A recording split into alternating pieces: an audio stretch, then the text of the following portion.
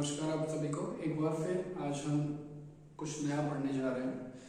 Exam का time है, exams सारे बच्चों के काफ़ी ज़्यादा पास में हैं और एग्जाम नहीं भी हैं तो वैसे भी सारे बच्चे पढ़ाई करते हैं और काफ़ी सारे ऐसे सब्जेक्टिव टॉपिक्स होते हैं जिनमें बच्चों को काफ़ी सारी प्रॉब्लम्स आती हैं जिन्हें वो समझ नहीं पाते ज़्यादा अच्छे से या समझते हैं तो अप्लाई नहीं कर पाते। वैसे ही आज हम स्टार्ट करेंगे क्लास 9 का जो चैप्टर है ग्रेविटेशन। इस चैप्टर से आने वाले कुछ न्यूमेरिकल क्वेश्चंस जो होते हैं जिनमें बच्चों को ज्यादातर प्रॉब्लम्स होती है, इन पोर्शन को हम आज कवर करेंगे। तो ग्रेविटेशन में एक टॉपिक आता है फ्री फॉल। फ्री फॉल क्या होता है भाई? ये पेन है, राइट? इस पेन को मैंने किसी हाइट से छोड़ दिया, ये पेन गिर गया, फिर उठाया, ये छोड़ा, गिर गया। पेन हो या कोई भी चीज हो, जब कोई भी ऑब्जेक्ट ग्रेविटी के इन्फ्लुएंस में जब किसी हाइट से गिरता है, when any object falls under the influence of gravity, that is called free fall, right? अब इस फ्री फॉल की कंडीशन में जो क्वेश्चंस आते हैं उन्हें सॉल्व कैसे करना है, तो हमारा मेन फोकस होगा इस चीज पर, राइट? तो हम लोगों ने मोशन वाले चैप्टर में हम लोगों ने क्या किया था, जब हमने मोशन पढ़ा था तो मोशन में हमने इक्वेशंस ऑफ मोशन पढ़ा था, right? Equations of motion. Equations of motion क्या था? First equation v is equal to u plus at। Second equation था s is equal to ut plus half at square. और third equation जो motion का था वो आपका था v square is equal to u square plus 2as। ये तीन इक्वेशंस जो थी वो हम लोगों ने इक्वेशंस ऑफ मोशन में पढ़ रखा था, and that is for linear motion, है ना? लीनियर मोशन का मतलब रेक्टिलिनियर मोशन। भाई जब ऑब्जेक्ट किसी एक स्ट्रेट लाइन में मूव कर रहा है, राइट? अब जैसे मैंने आपके सामने ये स्ट्रेट लाइन बना दी, point number A, point number B, एक स्ट्रेट लाइन। या तो ऑब्जेक्ट ए से बी की तरफ जाएगा या तो ऑब्जेक्ट बी से ए की तरफ जाएगा। It means this the object will travel in a straight line, या तो फॉरवर्ड या तो बैक, राइट? सो इस केस में हमने इक्वेशन पढ़ा था तीन, that is equations of motion और न्यूटन्स इक्वेशंस ऑफ मोशन, क्योंकि ये तीनों इक्वेशन सर आइजैक न्यूटन ने डिराइव करके हमें दिया, राइट? अब लीनियर मोशन की बात करा, हमने ये तीनों इक्वेशन पढ़ा। अब हम पढ़ रहे हैं ग्रेविटेशन, उसके अंदर पढ़ रहे हैं फ्री फॉल। तो सर ये तीनों इक्वेशन का कैसे यूज होगा, तो वही मैं आप लोगों को बताने वाला हूं आज। अभी तक हमने लीनियर इक्वेशन इसे हॉरिजॉन्टली पढ़ा था। अब जैसा कि हमने कहा फ्री फॉल, कोई ऑब्जेक्ट गिर रहा है तो ऑब्जेक्ट है भाई यहाँ पर पॉइंट ए पर, ये है जमीन से, ये हमने सरफेस बना लिया। इस सरफेस से आप मान लीजिए ये है 100 मीटर्स, तो 100 मीटर्स क्या हो जाएगी इसकी height is equal to 100 metres.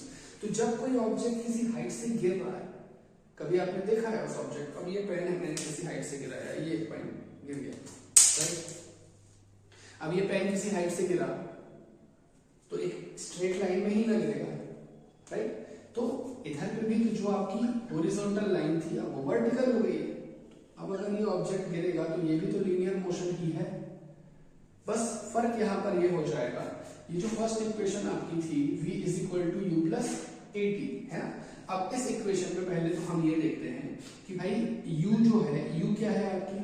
u है आपकी इनिशियल वेलोसिटी, v क्या है आपका? Final velocity. a क्या है आपका? a आपका है लीनियर एक्सेलरेशन, ठीक है? और आपका t क्या है? t है भाई आपका टाइम, और s जो है वो है आपका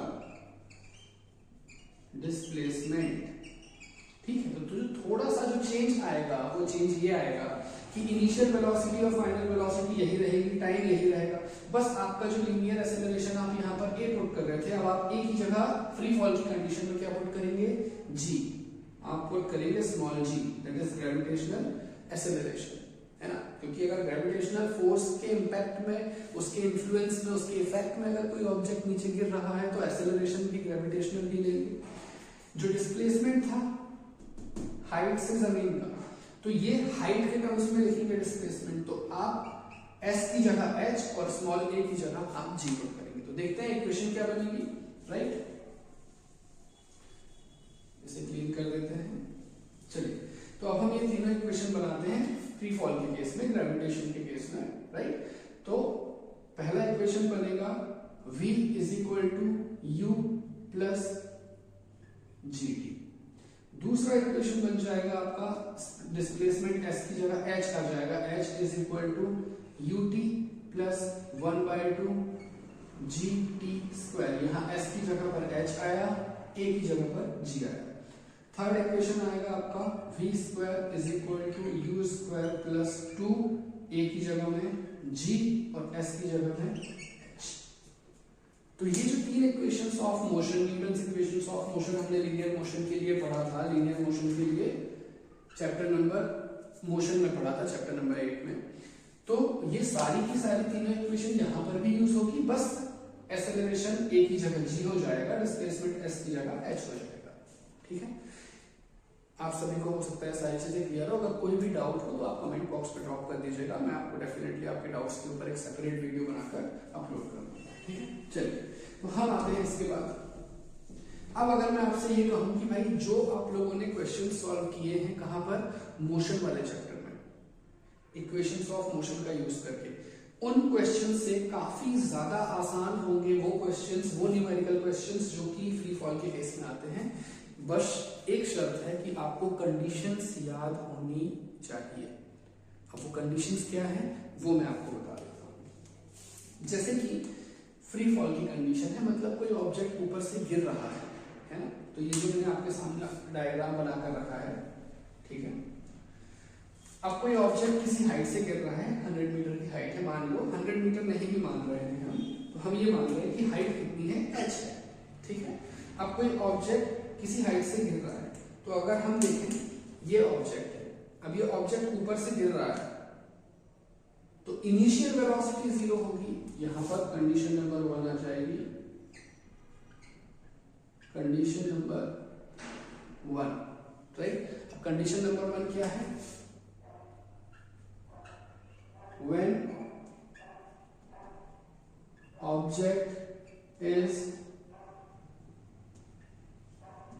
falling down, जब ऑब्जेक्ट नीचे गिर रहा है, उस कंडीशन में क्या होगा, initial velocity is equal to 0। जब ऑब्जेक्ट ऊपर से नीचे गिर रहा है तो इनिशियल वेलोसिटी 0, क्योंकि इनिशियली स्टेबल था ये ऑब्जेक्ट, यहां पर स्टेबल है, देखो मूव कर रहा है क्या, नहीं, लेकिन जैसे मैंने इसे छोड़ा देन मूव करना स्टार्ट किया, जैसे जैसे ये नीचे आते जाएगा इसकी स्पीड बढ़ती जाएगी। तो if an object is falling down, किसी हाइट से गिर रहा है, तो इसकी इनिशियल वेलोसिटी 0 होगी। क्लियर, चलिए, अब ऑब्जेक्ट गिर रहा है नीचे की तरफ, ग्रेविटेशनल फोर्स, ग्रेविटेशनल पुल भी कहां पर काम करता है, नीचे की तरफ। तो जिस डायरेक्शन में फोर्स लग रहा है उसी डायरेक्शन में ऑब्जेक्ट गिर रहा है, तो ग्रेविटेशनल एक्सेलरेशन जो होगा,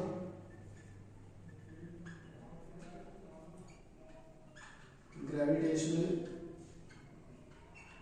एक्सेलरेशन g कैसा होगा भाई, पॉजिटिव होगा।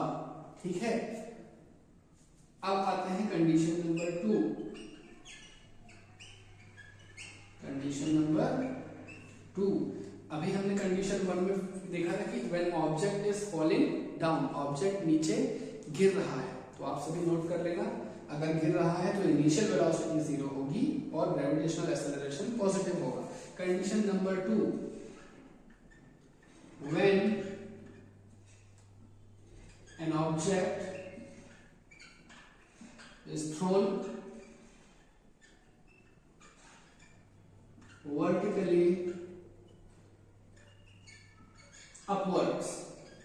ठीक है, कि भाई ऑब्जेक्ट को अभी तो नीचे गिरा था, अब ऑब्जेक्ट को हमने ऊपर फेंक दिया। ठीक है, तो जब हमने ऊपर ऑब्जेक्ट को फेंका तो भाई इनिशियल वेलोसिटी क्या हो गई,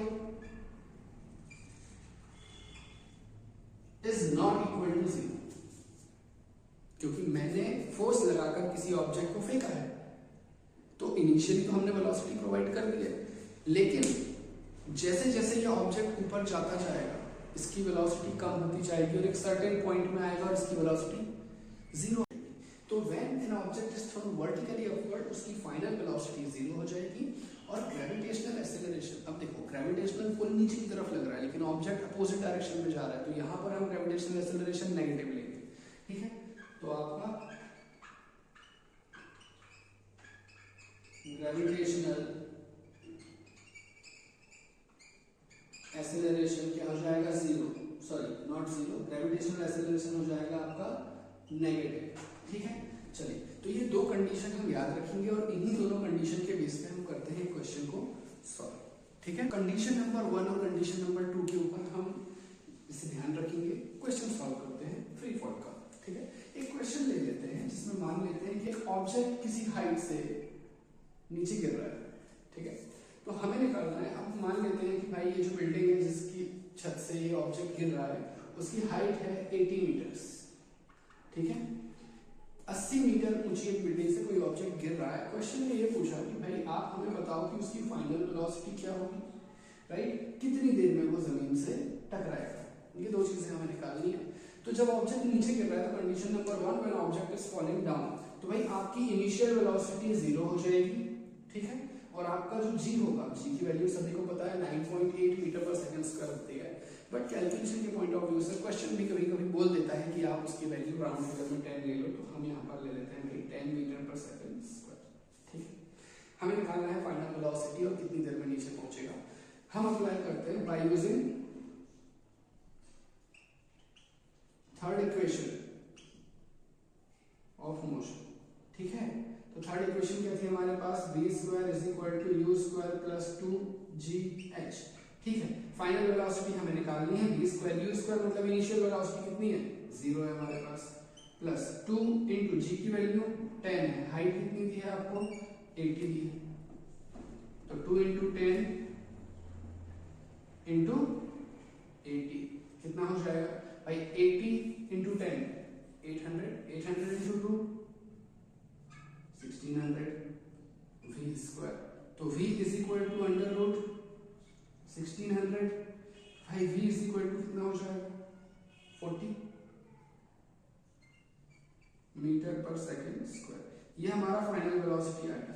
मतलब 80 मीटर ऊंची बिल्डिंग से 80 मीटर टॉल बिल्डिंग से अगर कोई ऑब्जेक्ट नीचे गिरेगा, if an object is falling down from the height of 80 meters, then the final velocity of that object will be 40 meter per second। Clear हो गया ना। अब 40 मीटर पर सेकंड हो गया, एक चीज निकाल ली, दूसरी चीज निकालना है टाइम। तो यहां पर हम लिखेंगे बाय यूजिंग